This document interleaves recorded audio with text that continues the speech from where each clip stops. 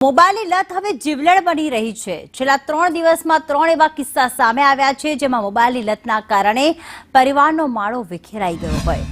4 જાન્યુઆરીના રોજ અરવલ્લીના ધનસુરા વિસ્તારમાં 10 વર્ષની બાળા તેના 16 વર્ષના પ્રેમી સાથે ઘર છોડીને નાસી ગઈ હતી। જ્યારે પોલીસે બંનેને પકડ્યા ત્યારે નવો જ ઘટસ્ફોટ થયો।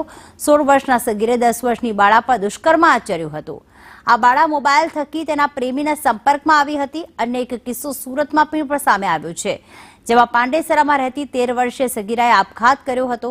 દિવસભર મોબાઈલમાં રચી પચી રહેતી સગીરા પાસેથી તેની માતાએ મોબાઈલ ઝૂંટવી લેતા તેણે આપઘાત કરી લીધો હતો।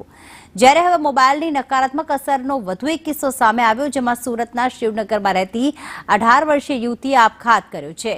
મોબાઈલમાં વ્યસ્ત રહેતી યુવતીએ રસોઈ સારી ન બનાવતા તેના પિતાએ ઠપકો આપ્યો હતો જેનું યુવતીને લાગી આવતા યુવતીએ આપઘાત કર્યો છે।